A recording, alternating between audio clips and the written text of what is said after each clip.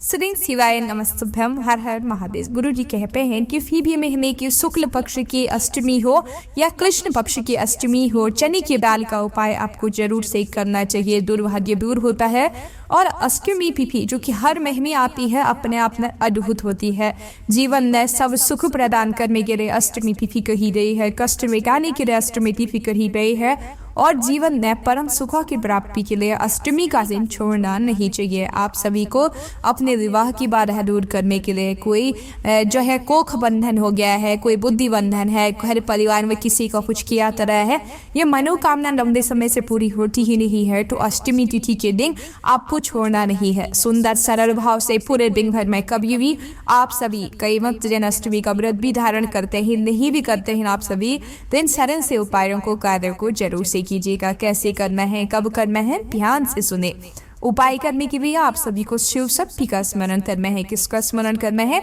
शिव और शक्ति का ध्यान करना है। और आपको 14 दाने चने के लेने हैं। कितने दाने? चने के 14 दाने आपको लेने हैं। और साथ ही आप छोटे बच्चे से लेकर बड़े बूढ़े व्यक्ति, कोई भी जो रोग से ग्रसित हो, जिसके मनोकामना पूरी नहीं हो रही हो, ट्रांसफर विवाह की बहुत अधिक परेशानियां उससे परेशान कर रही है किसी न किसी स्वरूप में, तो उस व्यक्ति का विशेष रूप से आप सभी को इस उपाय को चाहे तो शिव मंदिर में करें, घर के मंदिर में करें, इच्छा आपकी है अगर घर के मंदिर में कर रहे हैं तो जो मैं चने की दाल 14 बताने जा रही हूँ, उन्हें शाम हो जाने के बाद अर्थात उपाय पूर्ण कर लेने के बाद किसी भी पवित्र पेड़ के नीचे आपको समर्पित कर देना है। चाहे तो आप सभी जो है बहते हुए पानी में पवित्र कर दे, प्रवाहित कर दे, या पीपल या बड़ वृक्ष या कोई भी पवित्र स्थान पर आपको इसे रख देना है। आप सभी को 14 दाने अपने हाथ की हथेली में जो है चने की दाल के रहने हैं। चने की दाल स्वयं के समान मानी जाती है और अपने आप में अद्भुत होती है, विशेष होती है। जैसे व्यक्ति के संतान, विवाह, नौकरी, कर्ज, बहुत अधिक परेशानी घर परिवार में जिसके हो गई हो और भाग्य उसका उदित होता ही नहीं है, तो जो अष्टमी होती है ना, किसी भी महीने की अष्टमी आती है, शिव शक्ति का स्मरण कर उस व्यक्ति के ऊपर से 14 दाने चने की दाल को हथेली में लेकर उतारा कर लेना है। एंटी क्लॉक जैसे उल्टी दिशा में जो है जैसे हम उतारा करते हैं, उस तरह से आप सभी उतारा कर 14 दाने चने की दाल कर शिवलिंग में, घर के शिवलिंग में करें या महादेव के घर के मंदिर के शिवलिंग में करें, इच्छा आपकी है। गोल बत्ती का घी का दीपक लगाए, जलाभिषेक करें, संपूर्ण भाव से महादेव को प्रणाम करें, शिव शक्ति का स्मरण करें, और यह 14 दाने चने की दाल आपको अपनी मनोकामना कहते हुए पूर्ण रूप से समर्पित कर देने हैं। पूरे दिन भर में रविवार को पड़ रही है अष्टमी, कभी भी कर सकते हैं, कोई दिक्कत की बात नहीं है। जब मेरा वीडियो आपको प्राप्त हो तभी इस उपाय को कर लीजिएगा, आपको निश्चित ही इससे लाभ मिलेगा। दुर्घटना, अकाल मृत्यु, काल सर्पदोष इत्यादि की मुक्ति के लिए समय समय पर कोई ना कोई उतारा करके रहना चाहिए। खासतौर पर इन दिनों जब बहुत जो है विशेष समय चल रहा है, ग्रहों की दशा जो है उच्च नीच हो रही है, तो ऐसे समय में तो आप सभी को इस उतारे को कर ही देना चाहिए। दुर्भाग्य दूर होता है, सौभाग्य में निश्चित ही वृद्धि होती है। तो प्रथम उपाय हमें जान दिया, बढ़ते ही दूसरे सरल से उपाय की तरफ, जो कि गुरु जी ने अपने आप में अद्भुत बताया है। माता रानी और महादेव का दिन है, शिव शक्ति का दिन है, तो मृत्यु मंजरी का उपाय आपको जरूर से करना है। गुरु जी कहते हैं रोग दर्द नारी के शरीर में बढ़ गए हों, पुरुष दंडी इस उपाय को कर सकते हैं, कोई दिक्कत की बात नहीं है। महिला हो या पुरुष सभी पर यह बात लागू होती है।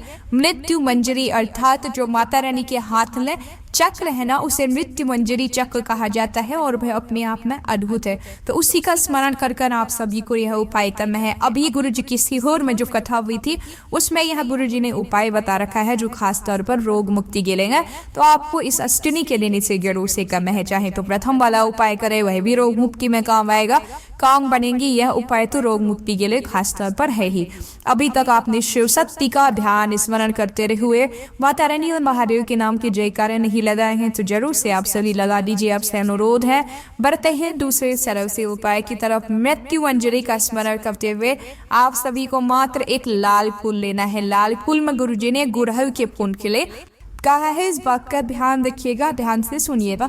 गुड़हल का फूल आप सभी को लेना है और विधि विधान से अष्टमी की तिथि है तो महादेव का पूजन करें, माता रानी के नाम का दीपक लगाए शिव मंदिर में जाता, और महादेव के नाम का भी एक दीपक लगाएं, प्रार्थना करें, स्मरण करें, ध्यान करें कि हे माता रानी, हे महादेव, आज रिफिज अष्टमी है जो कि मेरे जीवन में दुख दरिद्रता तमाश करेगी। दवाइयाँ खाकर मैं परेशान हूँ, मेरे जीवन से रोग कटते ही नहीं है। ऐसी प्रार्थना करते हुए मृत्यु मंजरी चक्र का स्मरण करते हुए ध्यान करते हुए आप सभी को जो एक गुड़हल का फूल आप ले कर गए हैं, माता रानी का जो हस्त कमल होता है अर्थात जो कटी भाग है ना, जिस पर माता रानी अपने हाथ में शिवलिंग विराजमान किए वह स्क्रीन पर आप देख पा रहे हैं, उस स्थान पर मृत्यु मंजरी का स्मरण कर आपको गुड़हल का फूल अष्टमी तिथि पर समर्पित कर देना है और उसे लाकर आप सभी को अर्थात समर्पित कर दिया।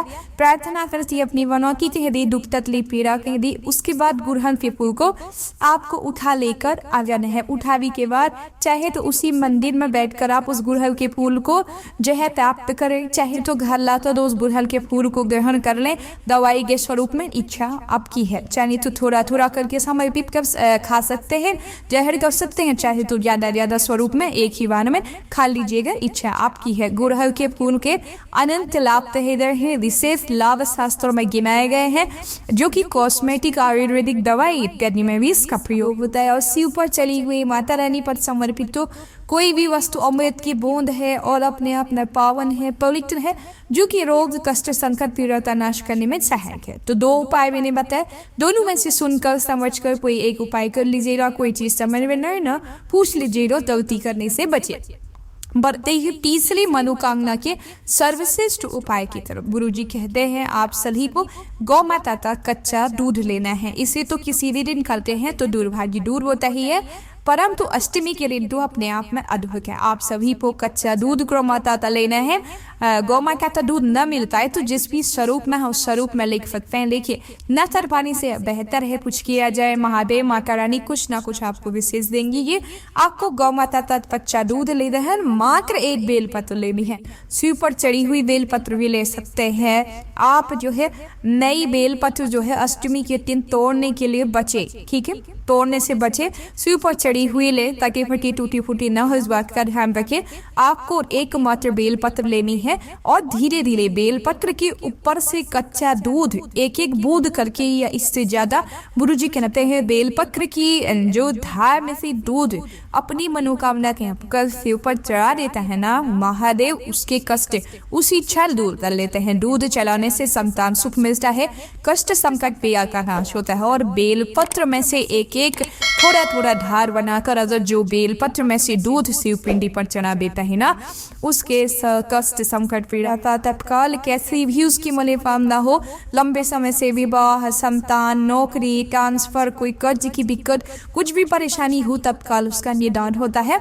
इतनी महिमा है बेलपत्र पर से चलाए गए कच्चे दूध की, करके देखिएगा लाभ आपको मिल रही है। निरंतर खरमास से संबंधित और अन्य वीडियो चैनल पर आती है निरंतर स्वरूप में जो कि अपने आप में अद्भुत है। उन्हें देखकर अपना जीवन सार्थक करें और कमेंट्स में हर हर महादेव लिखना ना भूलें। चैनल को सब्सक्राइब करना आप सभी भूल जाते हैं, अनुरोध है जरूर से करें।